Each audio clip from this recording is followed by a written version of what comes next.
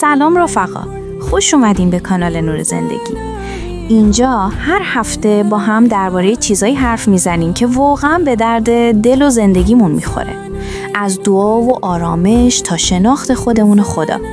اگه میخواین این ویدیوها رو از دست ندین، همین الان سابسکرایب کنین که هر هفته با یه جرعه نور دلاتون روشن‌تر بشه. خب، بریم سراغ موضوع این هفته.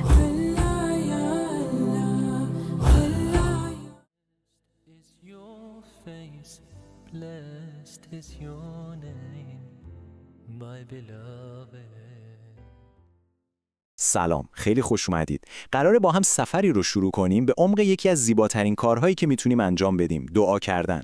میخوایم ببینیم چطور میشه دعا رو از یه سری کلمات تکراری و از روی عادت تبدیلش کنیم به یه گفتگوی واقعی، یه ارتباط زنده و قلبی با پروردگارمون. فکر کنم خیلی از ماها این حس رو تجربه کردیم، نه؟ دستامون رو میبریم بالا، یه چیزایی رو زمزمه میکنیم، اما ته دلمون اون حس اتصال عمیق رو نداریم. انگار حرفمون به جایی نمیرسه. هدفمون اینه که ببینیم چطور میشه این حس رو برای همیشه تغییر داد و اون ارتباط گم شده رو دوباره پیدا کرد.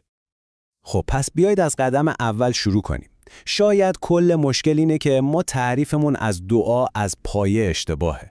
شاید ما دعا رو فقط یه لیست از خواسته هامون میبینیم که داریم به خدا تحویل میدیم، در حالی که حقیقت دعا خیلی عمیق‌تر و بزرگتر از این حرف هست.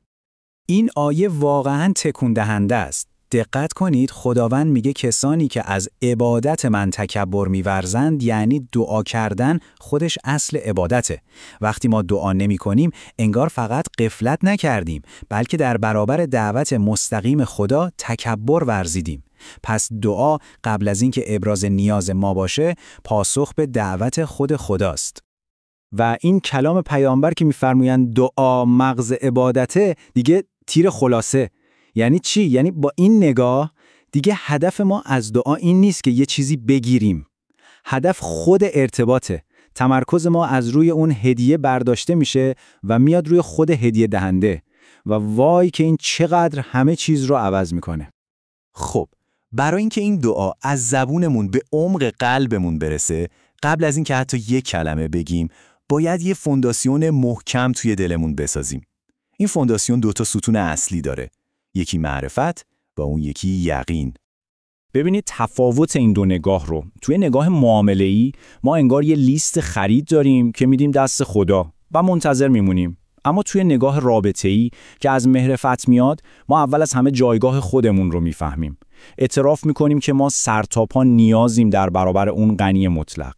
اینجا دیگه معامله‌ای در کار نیست، یه گفتگوی کاملاً از سر بندگیه. و ستون دوم یقینه، اما نه یه یقین لغلقه زبون، یه یقینی که تو قلبمون ریشه کرده باشه. یعنی با تک تک سلولهای بدنمون باور کنیم که علت اصلی همه چیز خود خداست.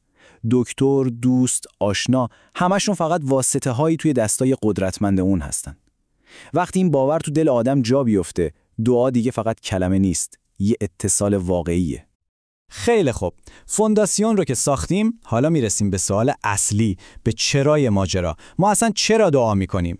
اینجاست که قدرت نیت خالص میاد وسط و میتونه مسیر و اثر دعای ما رو کاملا زیر و رو کنه. این یه سوالیه که باید با خودمون رو راست باشیم. ته ته دلمون وقتی دعا میکنیم دنبال چی هستیم؟ فقط میخوایم به یه آرامش و راحتی دنیایی برسیم یا واقعاً هدف نهاییمون نزدیک شدن به خود خداست؟ جواب ما به این سوال کیفیت و ارزش نیتمون رو مشخص میکنه.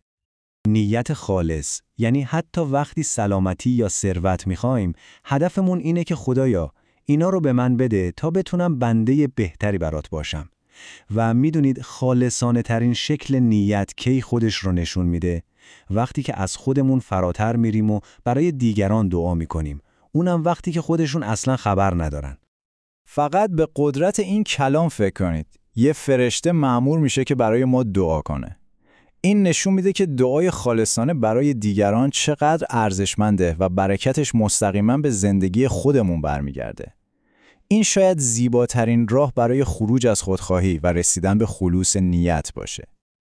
خب، حالا که قلب و نیت ما آماده شده، بریم سراغ خود هنر گفتگو. همونطور که هر مکالمه مهمی آدابی داره، گفتگو با خدا هم آدابی داره که بهش شکل و روح میده. بیایید با این آداب زیبا بیشتر آشنا بشیم. این مراحل یه سری قانون خشک و بیروح نیستن. اینا مثل دستور زبان یه گفتگوی محترمانه و عاشقانه‌ان. با طهارت آماده میشیم، رو به قبله جهت دلمون رو یکی میکنیم، اولش با حمد و ستایش شروع میکنیم تا یادمون بیاد با چه بزرگی طرفیم و بعد با فروتنی تمام نیازها و حرف دلمون رو میزنیم. این آداب به زبان روح ما نظم و زیبایی میبخشن. و اینجا میرسیم به مهمترین نکته. یه امای بزرگ وجود داره. تمام اون آداب ظاهری بدون مهمترین عنصر درونی خالی و بیروحن. و اون عنصر چیزی نیست جز حضور قلب. حضور قلب یعنی چی واقعاً؟ یعنی توی اون لحظه با تمام وجودمون آگاه باشیم که داریم با کی حرف میزنیم. مخاطب ما شنونده مطلقه، بینای مطلقه، دانای مطلقه. همین یه آگاهی کافیه تا کلمات ما از درون جون بگیرن و دعا از یه زمزمه بیروح به یه مکالمه آگاهانه و پر از معنی تبدیل بشه. و در نهایت چطور میشه این حالت زیبا و این اتصال رو به تمام زندگیمون گسترش بدیم؟ اینجاست که دعا از یه عمل محدود تبدیل میشه به یک ذکر دائمی و میتونه کل زندگی ما رو متحول کنه. هدف نهایی دقیقاً همینه که این آیه میگه، این که این حالت اتصال همیشگی بشه. دعا نباید فقط به یه زمان و مکان خاص محدود بشه، بلکه باید به ذکر دائمی تبدیل بشه و در تار و پود زندگی روزمره ما تنیده بشه.